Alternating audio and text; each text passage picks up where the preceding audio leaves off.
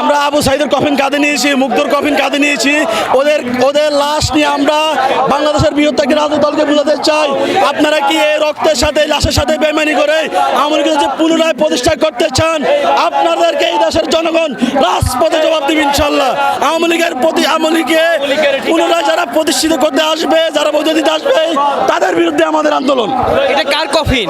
এটা আমাদের মুগ্ধ ভাই, আবু সাইদ ভাই, এই আন্দোলন সকল শহীদ ভাইদের প্রতি কফিন। এটা এখানে শেখ হাসিনার এই মামলায় শেখ হাসিনা সহ সমস্ত দোষীদেরকে কেন গ্রেপ্তার করা হচ্ছে না, কেন বিচার করা হচ্ছে না?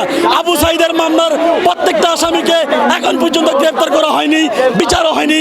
এই জন্য আমরা নেমেছি।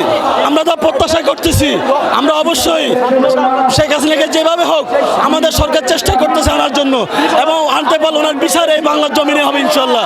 কি করবেন যদি আসে, কখন এসে কি করবেন? আইনানুগ বিচারে যা হয় হবে। যদি সরকার বিচার করতে ব্যর্থ হয় তাহলে আমাদের যা যা করণীয় আমরা করব। আমাদের দাবি থাকবে শেখ হাসিনাকে প্রকাশ্য মেরে ঝুলে রাখার, ওকে ঝুলে রাখার প্রকাশ্য দাবি থাকবে শেখ হাসিনাকে। কারণ শেখ হাসিনা এই বাংলাদেশে কবরে মাটি পাওয়ার যোগ্যতা রাখে নাই। এত ক্ষোভ বিগত 15 বছর থেকে একদিন করে ক্ষোভ জমা হয়েছে। তারপরে 2024 সালে এসে আমাদের সকল ভাইদেরকে নির্মমভাবে হত্যা করার পরে বাংলাদেশের সকল মানুষের একই ক্ষোভ এখন, শুধু শেখ হাসিনা তারা লাশ চায়, শেখ হাসিনার ফাঁসি চায়। এই দাবি খারাপ লাগছে না শেখ হাসিনার কফিন কাঁধে নিয়েছে? না, এটা আমার গর্ব। আমি একজন স্বৈরাচারের কে মাটি দিতে যাচ্ছি, এটা আমার গর্ব।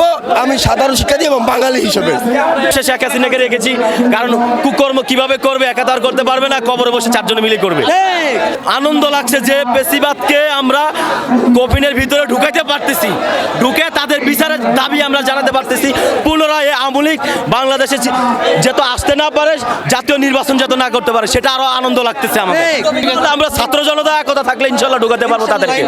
এই দোষরদেরকে আমরা ছাত্র জনতা এক থাকলে এই কফিনে না, তাদেরকে ফাঁসির মঞ্চে ঝুলাতে পারবো। আমরা তো জানি ভাই, লাশ থাকে, মানুষের কষ্ট হয়, আপনাদের কেন হাসি লাগছে? আমাদের হাসি লাগতেছে কারণ তারা হলো দোষর,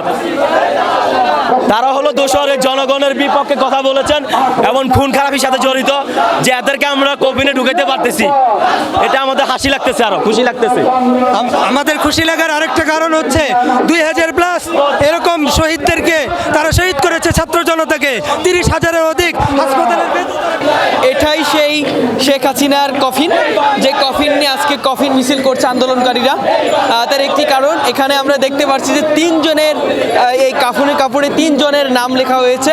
একটা হলো ইনু, শেখ হাসিনা ও মেনন। এই 3 জনের নাম কিন্তু আমরা দেখতে পাচ্ছি, এবং আন্দোলনকারীরা কিন্তু বলছে যে এভাবে এই কাফন মুড়িয়ে যেভাবে ও পালিয়ে গিয়েছে, পরে ওর রুহটা পালিয়ে যাবে, ওর বডি আর বাড়াতে পারবে না যদি এই বাংলায় কখন আসে।